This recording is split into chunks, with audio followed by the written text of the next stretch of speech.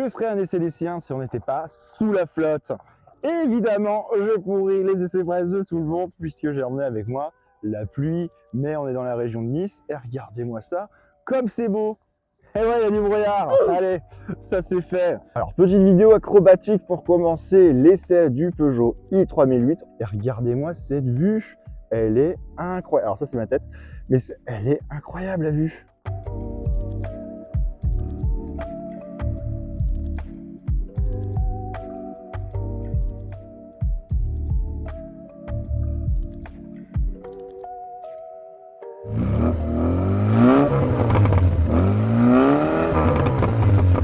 Alors aujourd'hui les amis, on essaye une version qui va être importante dans les ventes. Alors il ne fera pas la majorité à mon avis, mais c'est la version électrique de 210 chevaux.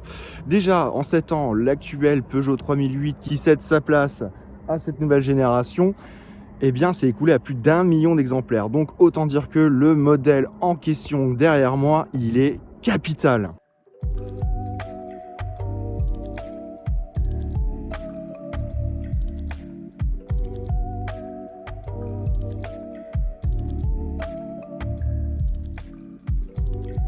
Alors, on va faire une petite revue en détail du design du nouveau Peugeot i3008, parce qu'il ne faut pas l'appeler Peugeot 3008, mais il faut l'appeler Peugeot i3008 avec sa motorisation électrique. Alors, en termes de design, le 3/4 avant, j'aime assez bien ce Peugeot 3008. On a une ligne fastback avec quand même ce décroché à l'arrière qui finalement rappelle la génération actuelle et sortante. On retrouve un jonc chromé, on a des éléments quand même du design de l'ancienne Peugeot 3008. Alors moi où je vais être plus dubitatif, c'est sur la face avant, j'ai énormément de mal. En fait, le design de la voiture au global est très compliqué à lire et il est vraiment trop torturé. Alors là, ça passe. Là, j'ai plus de mal au niveau de la partie arrière. Oui, vous allez beaucoup voir mes doigts. Mais voilà, j'ai un peu du mal sur cette partie-là. Alors, bon, élément très décrié déjà sous l'époque Vidal, c'était les crocs. Bon, bah désormais, vous êtes servi, il y en a 3. Mais j'aime bien parce que finalement, bah, ça se suit avec le phare, donc c'est plutôt sympa. La calandre, bon, bah, elle rappelle un peu BMW, donc bon, ça fait un petit côté premium, vous voyez. Par contre, ce que je ne comprends pas, c'est toute cette ligne-là et cet élément en plastique. Vraiment, pour moi, on le vire et on allégera visuellement beaucoup plus la voiture parce qu'on retrouve aussi des éléments ici, on a cette calandre texturée, on a encore la barre là en plastique. Enfin bref, le design de la voiture, il est quand même très compliqué au niveau de la face avant. Et on va passer sur le profil. Le profil, voilà, je veux dire, il est sobre, il est simple, il n'est pas trop torturé. On retrouve les lignes principales de l'ancienne 3008 avec désormais cette ligne fastback, moi qui me rappelle furieusement la 408. Et puis, ce que j'aime beaucoup, parce qu'il faut regarder dans les détails, c'est cet angle-là. Ça fait un peu Range Rover au niveau de la fuite du pavillon. Moi, j'aime bien, voilà. Et vraiment, c'est creusé, enfin, c'est très joli. Mais en même temps, quand tu le prends de ce côté-là, bordel, il y a trop d'infos! En fait, on retrouve le becquet ici, on a les oreilles de chat là. Alors en plus, Peugeot, il nous a mis encore un petit spoiler ici façon Lotus. Bon, en soi, pas trop de problème, mais ça fait beaucoup d'informations. Les feux arrière sont très jolis, mais ça fait beaucoup. Par contre, quand tu es là, j'aime beaucoup l'arrière. En photo, ça ne lui rend pas grâce, mais en vrai, finalement, je trouve qu'il est plutôt bien. Alors, un truc que j'ai remarqué, c'est que les feux de recul sont tout en bas. Donc, il faudra bien faire attention quand vous en croiserez un. Bon, alors, la fameuse table de pique-nique de la 2008 a été un peu retravaillée, on la retrouve ici. Bon, c'est plus discret, ça passe mieux, c'est déjà beaucoup plus élégant. Mais voilà, je trouve que la voiture en elle-même, voilà, elle est jolie, c'est très bien. Donc, voilà, il y a quand même eu des efforts de la part de Peugeot au niveau de cette voiture. Mais il y a des éléments de design, voilà, de ce côté, ça fait beaucoup. Bon, là, ça passe, mais je trouve que le design est compliqué à suivre et à comprendre. Donc, aux éléments que j'aime bien aussi, c'est l'intégration du blason Peugeot sur les ailes avant de la voiture. Alors, je vais aussi revenir sur un autre élément de la voiture, parce que sur la 408, cet élément-là, eh ben, c'est juste une plaque de tôle peinte en noir. Et bien là, il y a une vitre. Et autant vous dire tout de suite, la taille de la vitre est comparable à un studio parisien. C'est minuscule. Alors déjà, je commence au niveau des jantes. avec ce tout nouveau modèle de jante qui fait assez polémique auprès des gens, des lecteurs et des amateurs de Peugeot. Alors déjà, moi, il y a un truc, maintenant que je les vois en vrai, qui me dérange, c'est cet élément-là. En fait, ça se voit que c'est un élément rajouté. Pourquoi c'est pas en un seul morceau? J'en sais rien. Et moi, ça me dérange un peu. Bref, alors on passe sur le côté. Donc Peugeot, pour un peu alléger la ligne du 3008, et ben en fait, ils sont venus coller ce morceau de plastique qui fait déjà référence à l'ancien 3008 et donc vient un peu alléger la ligne globale et générale de la voiture.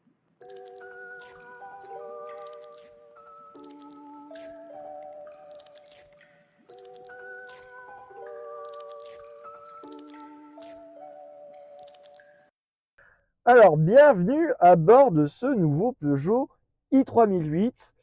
Donc, voilà la console de bord que je vous montre un peu rapidement et la console flottante. Alors, vous voyez, quand on conduit, je me mets un peu en angle de vue, on n'est pas gêné, pas du tout, par l'écran. Et avec le volant, au niveau de mon angle de vue, j'ai toutes les infos qui me sont nécessaires. Donc là, la caméra, donc ça, c'est un peu l'infodivertissement de la voiture. Donc, c'est assez fluide.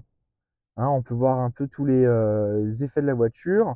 Là, on a nos fameux e-toggle donc, qui nous permettent d'aller donc, sur la climatisation et de gérer un peu tout ce qu'il nous faut. On peut vraiment tout régler. Vous voyez, ça reste fluide. Hein, on n'est pas non plus sur une voiture avec des bugs comme on a pu connaître sur d'autres véhicules. Ça reste assez fluide, c'est assez pas ouais, c'est bien. C'est assez pas mal, quoi, vous avez compris. Donc non, on est bien, c'est pas mal. Ah, je note par contre que ça chauffe. Mais bon, là, on a un peu l'ambiance intérieure de la voiture, hein, tout est éclairé. Ça fait premium, hein, on va pas se mentir, ça fait chic, quoi. Donc non, on est bien. Là, on a aussi la console centrale. Donc bon, voilà, on a vraiment tout qui tombe sous la main. Moi, il y a un élément qui me dérange, c'est le sélecteur de vitesse ici.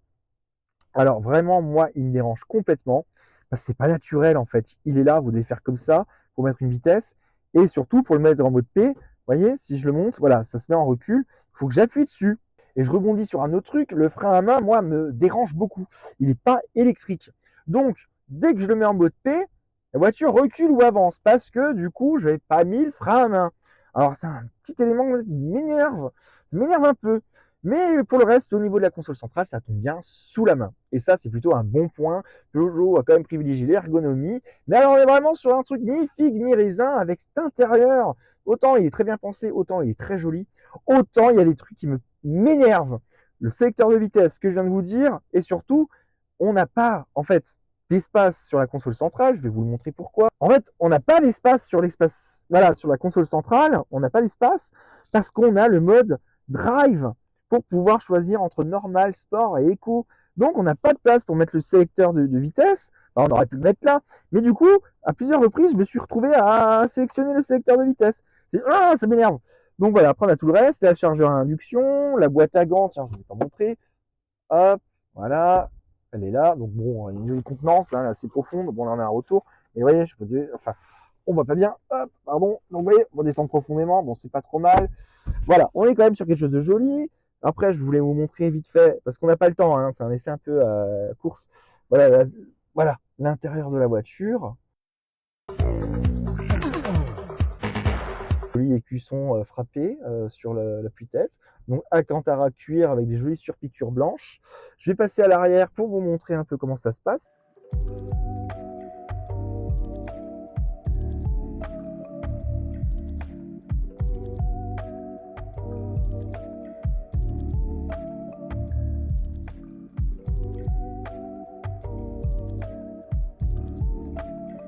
Et donc moi, au niveau de cet intérieur, moi, ce qui me fait le plus peur, bah, c'est ce e-toggle. Franchement, en fait, j'aurais bien aimé un retour synaptique. Vous savez, comme les anciens téléphones, quand vous touchez, ça vibrait, là, les vieux Samsung. Bah, j'aurais bien voulu ça, en fait. Comme ça, tu sais, quand tu fais. Et je voulais montrer un autre truc. Attendez, est-ce que je suis derrière? Parce que j'aime bien être derrière. Ouais, on me voit. En fait, là, ça marche. Là, ça marche. Et si je suis là, vous voyez, c'est con, hein? C'est quand même très con. Donc, il faut mettre soit là, soit se mettre de ce côté. Pourquoi? Peugeot, s'il vous plaît. Pourquoi? Alors, un autre truc aussi, c'est que si je fais ça, eh ben, ça ne marche pas pour revenir en arrière. Il faut que je clique là-haut, là, sur la petite maison là. Alors qu'on a raccourci ici. Pourquoi? Pourquoi? Donc voilà, des qualités, mais aussi des défauts. Il y a des trucs de conception que je ne comprends pas.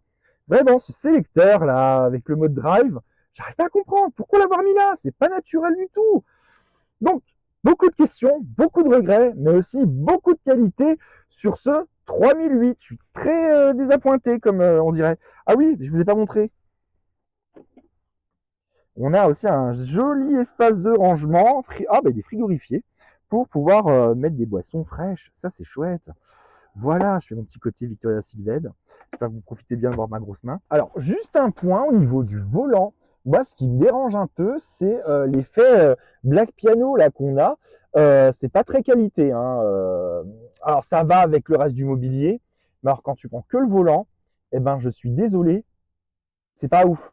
C'est, voilà, je sais pas comment le dire. Ça fait très plastique. Alors déjà, c'est pas tactile, donc première bonne nouvelle, mais c'est pas non plus extraordinaire. Donc bon, après, vous voyez, on a quand même une bonne visibilité sur l'écran flottant. On a une bonne visibilité sur l'écran flottant, donc on a aussi de la lumière qui passe en dessous. Donc bon, voilà, on a différents jeux de lumière. Ça apporte un plus, c'est joli. Non, c'est pas mal. Là, je vous montre un peu le toit panoramique. C'est propre, c'est joli. Voilà, le tissu du tableau de bord, on le retrouve ici, à l'arrière des sièges, on le retrouve sur les portes. Donc non, c'est bien et on est bien. En plus, c'est creusé au niveau de la banquette arrière. Donc pour finir un peu sur cette voiture, au niveau de la banquette arrière qui est creusée, donc premier bon point pour Peugeot, eh ben on a de la place, on est bien installé, on est bien maintenu. Donc c'est vraiment super. En plus, je vois qu'on a des aumônières dans les sièges avant. Bon bref, on est plutôt pas mal. Non, c'est une bonne surprise. J'ai pas grand-chose à dire. En fait, cette voiture, elle a le sens de l'accueil. Malgré tout, son profil fastback, on est vachement bien. Donc franchement, non, c'est nickel. Vraiment hyper content d'avoir eu cet effet-là, quoi. Du positif, en fait, dans ce que je veux dire. Parce qu'on a de la place et c'est hyper agréable. Donc un grand bravo à Peugeot pour cet intérieur, parce qu'hier, j'étais pas aussi rassuré en le prenant de nuit. J'avais un peu peur d'être engoncé, un peu dans le côté sombre. Finalement, c'est pas mal. Bon, alors comme toujours avec le Black Piano, on va avoir le souci d'avoir une voiture qui va garder toutes les traces de doigts. Alors pour cette vidéo, je me suis installé sur la 3e place passager. Bon, ça reste toujours la place de la personne que vous n'aimez pas. Mais bon point, puisqu'on est sur une voiture électrique, eh bien, il aura de la place pour ses pieds car il n'y a pas de tunnel. Donc, bon, moi, avec mon gabarit, je me fais chier au niveau du siège, mais mes jambes ont de la place. Donc, je ne suis pas sûr qu'on mettra 3 gommes sur la banquette arrière. Par contre, 2, ça passe. Et un ami unijambiste, c'est con, hein, parce qu'il avait de la place pour les jambes. Mais pour le reste, on a quand même de la place. Et ça, c'est un bon point pour le coup. Allez, je vous touche quand même un mot sur le coffre que je ne vous ai pas parlé. Donc voilà le coffre du Peugeot 3008. Donc bon, on a de la place. Donc bon, j'ai mon matériel, mais bon, forcément, voilà. Mais on a quand même de la place. C'est plutôt positif. Hein, franchement, pas grand-chose à dire. Donc là, on a juste un rangement. Donc je vais regarder. Ah, on a quand même un peu... Attendez. Hop, on a un peu d'espace. Je peux pas trop bouger. Mais on a de l'espace. Voilà. Mais on a quand même la possibilité... Voilà, coffre électrique. On a quand même la possibilité de pouvoir ranger ces câbles électriques sans gêner tout le reste. Allez, je continue avec l'extérieur. Hop là. Et donc, Peugeot a aussi apporté différents véhicules. Donc, le nouveau 2008, la 308 et la nouvelle 208. Bienvenue derrière le volant de ce nouveau Peugeot i3008. Non mais à un moment donné, madame, il faut que tu fermes ta gueule quand je parle. Parce que ça va pas le faire. Tu me respectes pas. Je veux dire. Alors, on se retrouve derrière le volant de ce nouveau Peugeot i3008. Donc, version électrique, Ford 210 chevaux et de 2 tonnes 2 sur la balance. Disons tout de suite les termes qui vont fâcher tout le monde. Oui, il est lourd. Il est en surpoids.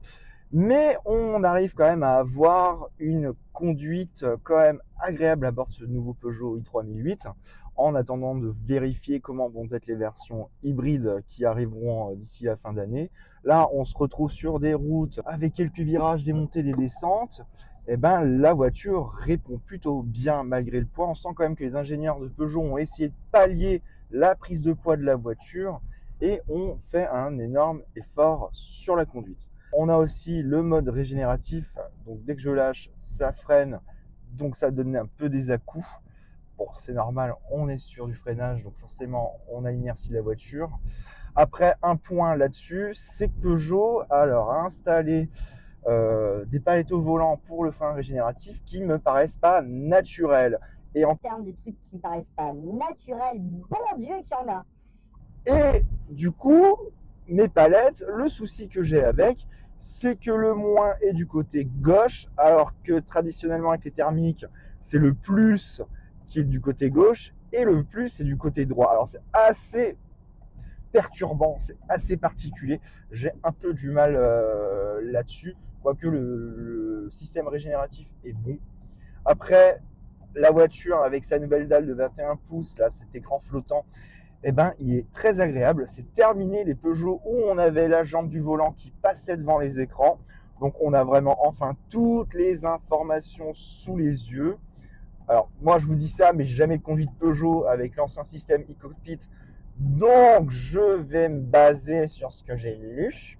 Mais moi en tout cas, j'ai pas de souci, j'ai une bonne position de conduite, j'ai de la place aux pieds, les genoux c'est pareil, vraiment je suis très très bien installé. En fait finalement, l'intérieur du 3008 il est très torturé, mais pas tant que ça. On arrive quand même à avoir de la place à bord de ce 3008, on est plutôt bien. On a une rétrovision qui est bonne à l'avant, qui est catastrophique à l'arrière. Je m'explique. On n'a aucune visibilité au niveau de l'arrière. C'est compliqué, mais alors heureusement Peugeot a installé 360 qui a une bonne visibilité, qui est plutôt de bonne définition, qui est de bonne qualité, qui n'est pas pour le coup la Corolla qu'on a testée la semaine dernière. Mais voilà, vraiment l'arrière me dérange et en plus je vous montrerai après un détail que j'ai remarqué hier soir sur le 3008 parce que malgré son profil fastback, on a quand même une troisième vitre de custode qui est finalement aussi grande que sur une Renault Clio 4. Non mais les gars, s'il vous plaît, mettez un morceau de tôle, ça coûtera moins cher que le verre. Vraiment. Donc bon, voilà, tout ce qu'on pouvait dire un peu déjà sur ces premières impressions. Alors je vais pas être très long sur mes impressions de conduite parce que déjà je suis pas tout seul dans la voiture et surtout, eh bien, on n'a pas une très grosse session d'essai sur la voiture. Donc, je ne sais pas si je classerai la vidéo en essai ou en découverte, prise de main, j'en sais rien, enfin prise en main, j'en sais rien du tout parce que finalement, on a une boucle de 98 km qu'on va devoir se partager à deux. Donc, est-ce que je pourrais vraiment vous donner mes premières impressions de conduite?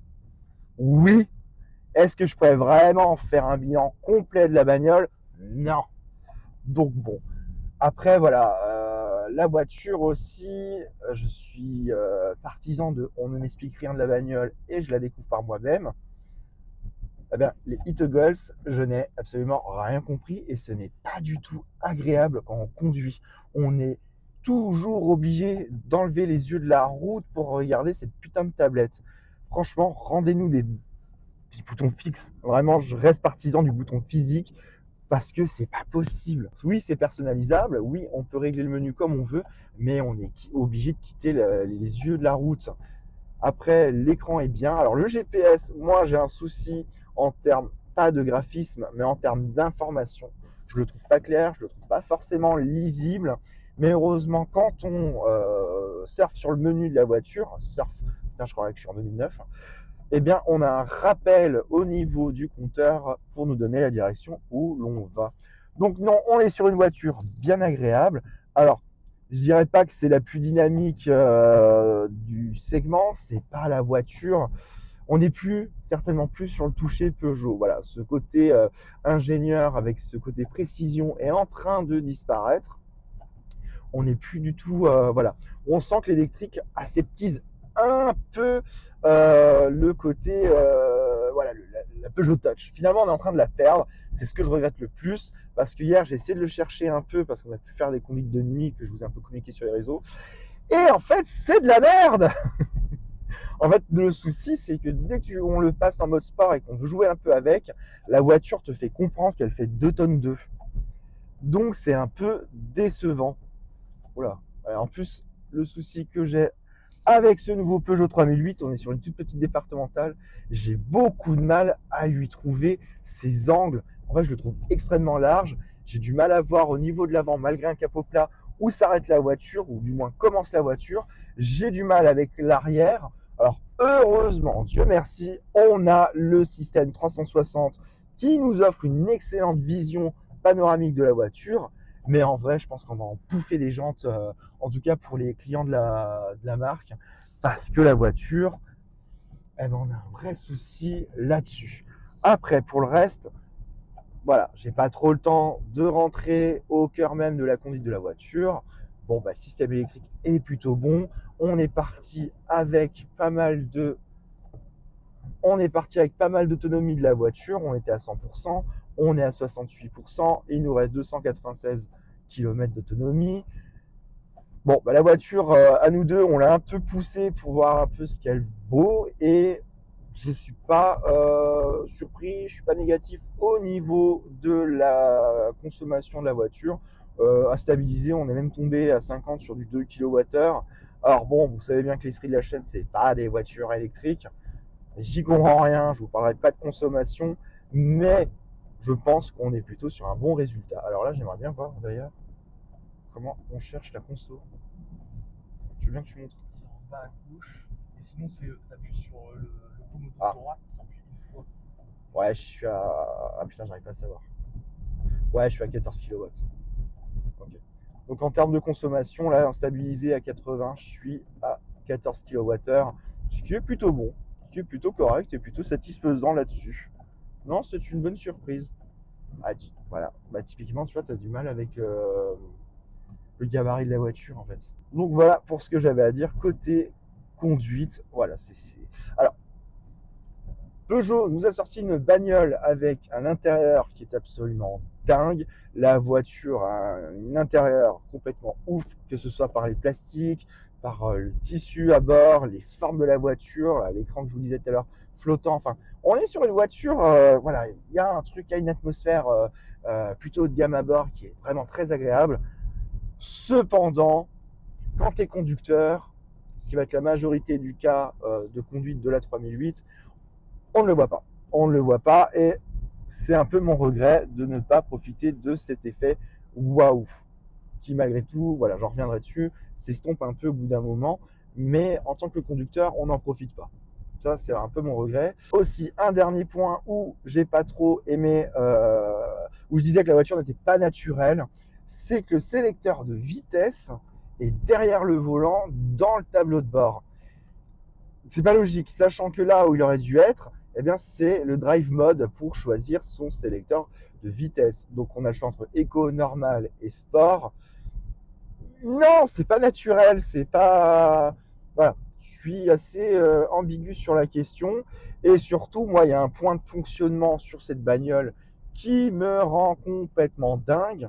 Il faut, pour le mettre en mode P, appuyer dessus sur un petit bouton au-dessus du sélecteur. Et surtout, n'oubliez pas le frein à main car il n'est pas électrique. Alors ça, Peugeot, j'ai pas compris. Ah mais attends. Alors, ça tombe bien qu'on ait un croisement, vous entendez le clignotant. Bah moi je le trouve très bruyant. On est dans une voiture ultra bien insonorisée, et t'as Jean-Mi qui sort de nulle part. Coucou. C'est trop fort. C'est beaucoup trop fort. Hier, quand on l'a fait signaler aux ingénieurs de Peugeot, en tout cas au chef de produit, on lui a dit attendez, on adore la bagnole, mais on a un souci, c'est votre clignotant qui est beaucoup trop fort. Il m'a dit bah non, c'est bien. Non, c'est trop fort. On est 5 à te dire que le son est trop fort.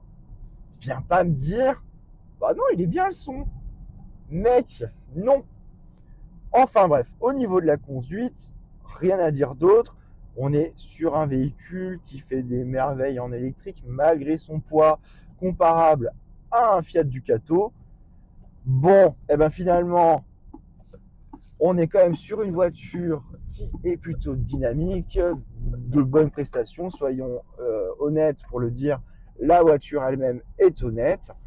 On conserve quand même un côté un peu plaisir de conduire, même si, je vous le disais, on est un peu estompé, mais la voiture en elle-même, elle est agréable. Et c'est ce qui manque, ce sera au goût de chacun, voilà, de se faire son opinion sur ce nouveau Peugeot i3008, parce que bon, voilà, on a cette ligne fastback, hein, toujours. On retrouve certains éléments, voilà, du dernier style Peugeot, comme la 408, hein. Ce bleu d'ailleurs est très proche de la 408. Bon, chacun se fera son avis, je vous ai donné le mien, voilà, mais bon, pour finir, on est sur une voiture très dynamique, avec quand même un goût de pas fini. En fait, j'ai vraiment envie de terminer là-dessus. Pourquoi je le trouve mi figue mi raisin, c'est qu'au niveau de la conduite, on n'a plus la touche Peugeot. On est sur une voiture aseptisée, donc qui va convenir au maximum de personnes, mais on n'est pas sur une voiture qui finalement va conserver un certain attrait autour du toucher de route de Peugeot. C'est un peu terminé. Voilà, l'électrique redéfinit le truc. En fait, c'est un peu une charentaise avec une édition collector Nike. Les deux trucs vont pas ensemble et on a un peu cet effet-là. En fait, il est très cocooning. On est vraiment très bien à bord. C'est une super voiture, mais on n'a pas ce qu'on attend d'une Peugeot. Il y a peut-être le côté j'aime la marque, j'aime Peugeot, j'ai grandi dans le territoire où Peugeot produisait ses voitures, où les concevait vers Sochaux. Et en même temps, eh ben, je suis à mi-figue mi-raisin, vraiment. C'est vraiment le mot qui me revient. On a un côté savate et un côté Nike où la voiture va être un peu dynamique, va jouer. Alors, elle n'a pas de prise de roulis, elle a un centre de gravité plutôt bas malgré le SUV, donc merci les batteries. Mais en même temps, c'est mou. Je sais pas comment l'expliquer. Il manque un truc pour. On a 210 chevaux. T'as l'impression quand même certains sont restés au Poney Club, quoi. Donc, c'est une jolie voiture, c'est pas mal. À chacun de se faire son avis définitif sur la voiture. Moi, en tout cas, j'ai quand même beaucoup aimé, même si au niveau des attentes dynamiques, je suis un peu sur ma faim. Pour le reste, le style est au top. Est-ce qu'il va finir de convaincre les clients premium ou généralistes? À ce qu'en face, on a un Renault qui vient de se réveiller et qui en plus vient littéralement d'avoir Gilles Vidal à la tête de son design. Donc, est-ce que Haussmann arrivera à faire aussi bien, à créer un véhicule tout aussi iconique que le 3008? Je ne sais pas. Ce sera à voir dans les prochains mois si la clientèle de la marque répond ou pas. C'est à suivre. En attendant, merci d'avoir regardé cette vidéo. J'espère que l'essai vous a plu. N'hésitez pas à vous abonner. On se retrouve aussi sur mes réseaux sociaux. Et je vous dis à plus. Ciao!